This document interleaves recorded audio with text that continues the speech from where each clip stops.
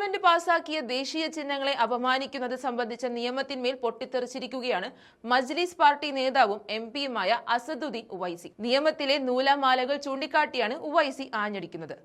Parliament പാസാക്കിയ ദേശീയ ചിഹ്നങ്ങളെ അപമാനിക്കുന്നത് തടയുന്നതിനുള്ള ഭേദഗതി ബില്ല് 2026-നെതിരെയാണ് ഹൈദരാബാദ് എംപിയുടെ രൂക്ഷ വിമർശനം. തനിക്ക് ലഭിച്ച 7 മിനിറ്റിൽ BJP സർക്കാരിന്റെ ഈ നിയമങ്ങൾക്കെതിരെ ആഞ്ഞടിക്കുന്നുണ്ട് ഉവൈസി. വന്ദേ മാതരം ആലപിക്കുന്നത് നിർബന്ധമാക്കുന്നത് ഭരണഘടന ഉറപ്പു നൽകുന്ന മതസ്വാതന്ത്ര്യത്തിനുള്ള അവകാശത്തിന്റെ ലംഘനമാണെന്ന് അദ്ദേഹം വാദിച്ചു. പാർലമെന്റ് നിയമം പാസാക്കിയതിനു പിന്നാലെ പുറത്ത് മാധ്യമങ്ങളെ കണ്ടപ്പോഴും ഉവൈസി നിയമത്തിനെതിരെ ആഞ്ഞടിച്ചു. താനൊരു മുസ്ലിമാണെന്നും അല്ലാഹുവിനെ അല്ലാതെ മറ്റാരെയും ആരാധിക്കുന്നില്ലെന്നും ഉവൈസി പറഞ്ഞു. അല്ലാഹുവിനു പുറമെ മറ്റാരെയെങ്കിലും ആരാധിക്കുന്നത് തന്റെ മതവിശ്വാസങ്ങൾക്ക് വിരുദ്ധമാകുമെന്നും അദ്ദേഹം വ്യക്തമാക്കുന്നുണ്ട്. ദേശീയ ഗാനമായ ജനഗണമനയും വന്ദേമാതരവും തമ്മിൽ വലിയ വ്യത്യാസങ്ങളുണ്ടെന്ന് ഉവൈസി ചൂണ്ടിക്കാട്ടുന്നുണ്ട്. അതിന് ചില ന്യായങ്ങളും അദ്ദേഹം നിരത്തുന്നുണ്ട്.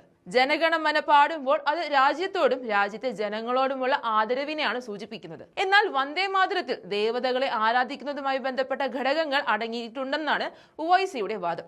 ഈ കാരണത്താൽ തന്നെ ഇവ രണ്ടും തികച്ചും വ്യത്യസ്തമാണെന്നും രണ്ടിനെയും ഒരുപോലെ കണക്കാക്കാൻ കഴിയില്ലെന്നും ഉവൈസി വിശദീകരിക്കുന്നുണ്ട്. ഇതിനു പുറമെ വന്ദേമാതരത്തിന് ദേശീയ ഗീതം എന്ന പദവി നൽകിയ നടപടിയെയും അദ്ദേഹം ചോദ്യം ചെയ്യുന്നുണ്ട്. 1950-ൽ മുൻ രാഷ്ട്രപതി ഡോക്ടർ രാജേന്ദ്ര പ്രസാദ് വന്ദേമാതരത്തിന് ദേശീയ ഗീതം എന്ന അംഗീകാരം നൽകിയത് വലിയൊരു തെറ്റായിരുന്നുവെന്ന് അദ്ദേഹം അവകാശപ്പെട്ടു. പാർലമെന്റിൽ ഇതിനായി ഔദ്യോഗികമായി ഒരു പ്രമേയവും പാസാക്കിയിരുന്നില്ലെന്നും ഭരണഘടനയിൽ ഒരിടത്തും ദേശീയ ഗീതം എന്നതിനെ കുറിച്ച് കൃത്യമായ നിർവചനം നൽകിയിട്ടില്ലെന്നും ഉവൈസി ഓർമ്മിപ്പിക്കുന്നുണ്ട്. പുതിയ ഭേദഗതി ബില്ല് ഭരണഘടനയുടെ 25, 26, 29 അനുച്ഛേദങ്ങൾ ജനങ്ങൾക്ക് ഉറപ്പു നൽകുന്ന മതസ്വാതന്ത്ര്യത്തിന്റെയും സാംസ്കാരിക അവകാശങ്ങളുടെയും നഗ്നമായ ലംഘനമാണെന്നും ഉവൈസി ആരോപിച്ചിട്ടുണ്ട്. ഏതെങ്കിലും ഒരു പൗരന്റെ മതപരമായ വിശ്വാസങ്ങൾക്ക് വിരുദ്ധമായ ഒരു കാര്യവും ചെയ്യാൻ അവരെ നിർബന്ധിക്കാൻ പാടില്ല എന്നാണ് ഭരണഘടന അനുശാസിക്കുന്നതെന്നും അദ്ദേഹം കൂട്ടിച്ചേർത്തു. ഇത് ലംഘിക്കപ്പെടുകയാണെന്നും അദ്ദേഹം പറഞ്ഞു. ദേശീയ ഗീതമായ വന്ദേമാതരത്തിന് നിയമപരിരക്ഷ ഉറപ്പാക്കുന്ന ബില്ലിന് ലോക്സഭയും അംഗീകാരം നൽകിയതിന് പിന്നാലെയാണ് ഉവൈസി രംഗത്ത് വന്നിരിക്കുന്നത്.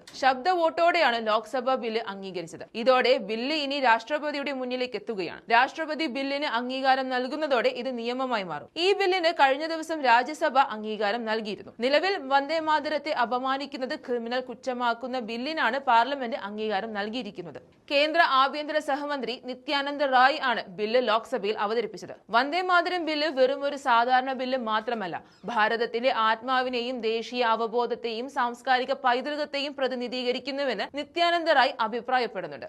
ദേശീയ ബഹുമതിയെ അപമാനിക്കുന്നത് തടയൽ ബില്ല് 2026 പ്രകാരം ദേശീയ ബഹുമതിയെ അപമാനിക്കുന്നത് തടയൽ ബില്ല് 2026 പ്രകാരം ദേശീയ ഗാനമായ ജനഗണമനയ്ക്ക് നിലവിൽ ലഭ്യമായ നിയമപരമായ പരിരക്ഷകൾ വന്ദേമാതരത്തിനും ബാധകമാകുന്നുണ്ട്. ഗാനം ആലപിക്കുന്നത് മനഃപൂർവ്വം തടയുകയോ ആലാപന സമയത്ത് അസ്വസ്ഥത ഉണ്ടാക്കുകയോ ചെയ്യുന്നത് ക്രിമിനൽ കുറ്റമാണ്. 3 വർഷം വരെ തടവോ പിഴയോ അല്ലെങ്കിൽ രണ്ടും കൂടിയോ ലഭിക്കാവുന്ന കുറ്റകൃത്യമാണിത്. എന്നാൽ ചർച്ചയിൽ ബില്ലിനെ എതിർത്ത് ലോക്സഭയിൽ DMK അംഗം കനിമൊഴിയും രംഗത്ത് വന്നതും ശ്രദ്ധിക്കേണ്ട കാര്യമാണ്. രാജ്യത്തെ വിഭജിക്കാനുള്ള ശ്രമമാണെന്നും ഹിന്ദുത്വ അജണ്ടയാണ് ബില്ലിലൂടെ NDAയും RSSും നടപ്പാക്കാൻ ശ്രമിക്കുന്നത്. എതിർപ്പ് ഉന്നയിക്കുന്നവരെയെല്ലാം രാജ്യവിരുദ്ധരെന്ന് മുദ്രകുത്താനാണ് BJP ശ്രമിക്കുന്നതെന്നും കനിമൊഴി ആരോപിക്കുന്നുണ്ട്.